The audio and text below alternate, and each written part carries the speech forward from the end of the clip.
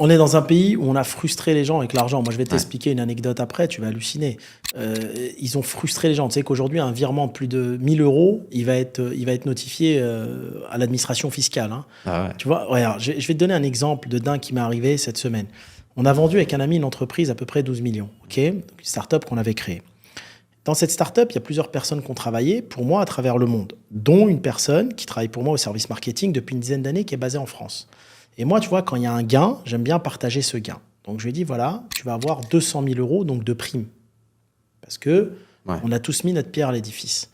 Et cette personne, elle me dit, non, Hakim, je veux pas, parce que j'ai eu un virement de 5 000 euros sur mon compte, j'ai des problèmes avec la banque, et si j'ai 200 000 qui va rentrer d'un seul coup, on va me fermer mon compte. Je te jure, Wissem, que c'est vrai. Et ça y est, les gens, ils sont psychos. Non, mais ça y est, c'est fini.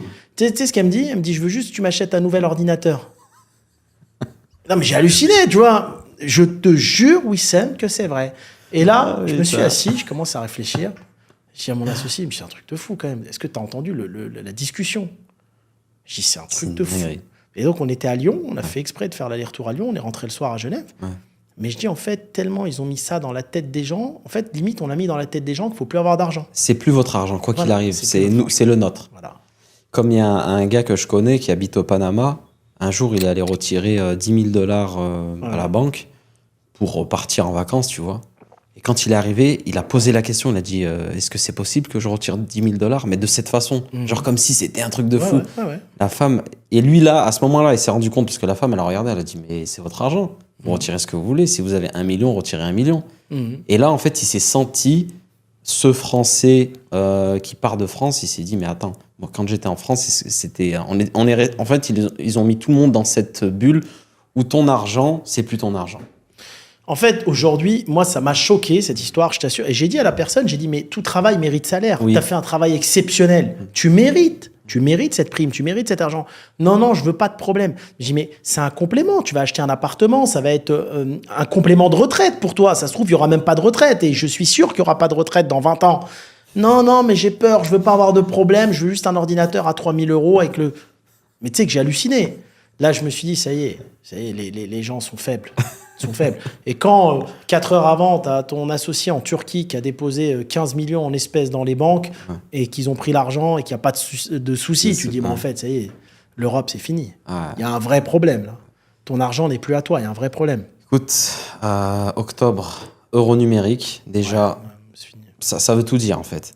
Donc, en fait, ils ont mis dans la tête de la population que c'était plus trop ton argent. Et là, ils vont arriver avec un euro numérique. Je sais pas comment ils vont se démerder pour le promouvoir. Mais quand ils vont le promouvoir, tu sais, à mon avis, ils vont devoir payer. Enfin, ils vont dire, ouais, on va payer la CAF, etc. avec pour que les gens ils puissent l'accepter. Mais les gens, ils se rendent pas compte que cet argent-là, il est encore plus traqué que leur propre argent qu'ils gagnaient au début. Ça devient du communisme. C'est pour ça que je t'ai dit, c'est le meilleur pays du monde quand tu y vas en tant que touriste. C'est pas pour rien que c'est le pays le plus touristique au monde. Mais y aller pour y résider, pour y vivre ou pour y travailler, ça va devenir très compliqué. Hakim, en tant que non-résident, quand tu arrives en France, tu peux dépenser autant que tu veux ou pas?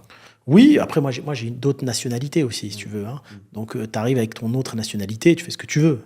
Ils te font pas chier à l'aéroport, par exemple. Une fois, j'ai vu une story d'un pote que je suis. Il vit sur Dubaï. Et il est rentré en France. Il est résident à Dubaï. Hein. Donc, il est rentré en France. Il a acheté plusieurs objets de valeur, des montres et tout. Je sais pas, pour à peu près 150 000 €. Et à la douane, ils l'ont bloqué. Alors, pourquoi le faire? Je veux dire, des Rolex, il aime bien les objets de valeur, ça se vend partout à travers le monde. Pourquoi aller en France le faire? Aujourd'hui, il a acheté des sacs. À mon avis, il avait un contact sur place à Paris pour qu'il lui vende des montres ou je sais pas. Faut mieux acheter ailleurs. Ça se vend partout, ça, aujourd'hui. Va en Suisse, c'est mieux. Hein. Tu veux des Rolex, il y en a en Suisse. Hein. Ça se vend partout. Va dans un pays où on te laisse acheter. Je veux dire. Ils l'ont parqué. Ouais. Ils l'ont empêché de partir avec toute sa camelote, tu vois. Et donc, du coup, il a dû rentrer à Dubaï, amener des justificatifs comme quoi il a gagné cet argent à Dubaï, revenir en France pour qu'il débloque son...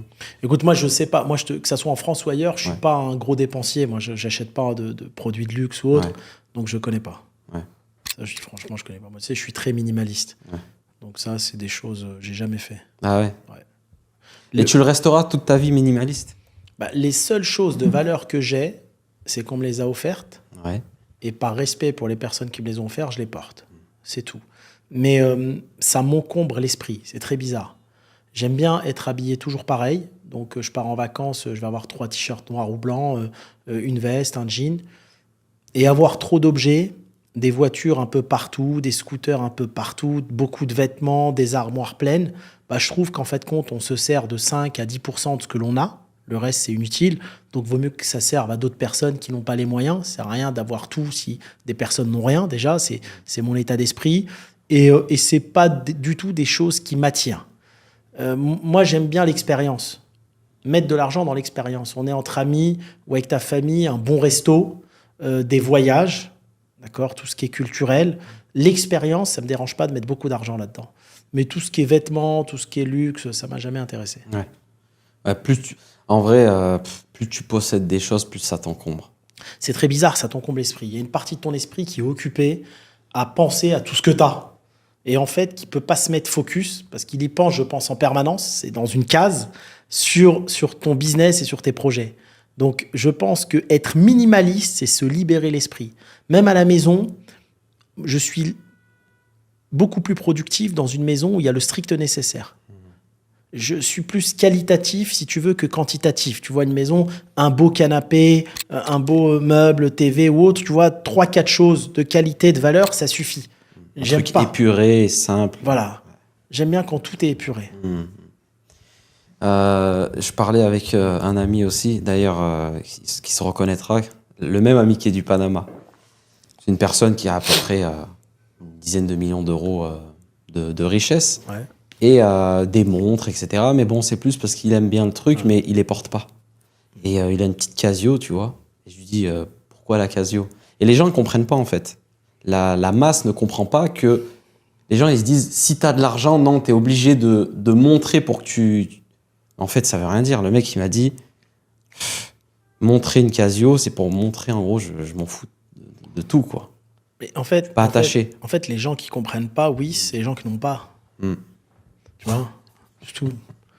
Quand t'as pas, tu comprends pas ce que ça procure. Il faut être passé par la case j'ai de l'argent ou j'ai eu de l'argent pour comprendre, en fait.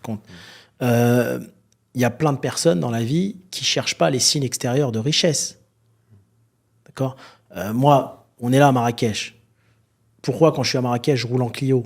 Parce que je vois pas l'utilité de rouler dans un Classe G à Marrakech. J'en ai déjà un à Dubaï.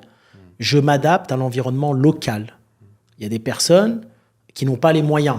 Pourquoi tu veux que je frime devant ces personnes-là ? Je préfère à Dubaï frimer devant les personnes qui ont les moyens. Si j'ai besoin de frimer, je le fais dans ce sens-là. Tu vois ce que je veux dire ? C'est tout. Ça n'a rien à voir avec l'argent. Les gens mélangent tout. Ouais, c'est vrai. Tu vois ? Le rapport à l'argent, tu as le droit de gagner de l'argent, même beaucoup. Tu dois pas avoir honte. Je veux dire, à travers le monde, c'est pas partout comme en France. Les gens ont le droit de gagner des millions, des milliards. Et après, chacun en fait ce qu'il veut. Tu as plein de personnes milliardaires qui sont très, très, très minimalistes. Hein. Tu serais choqué. Hein. Ouais. Tu serais choqué.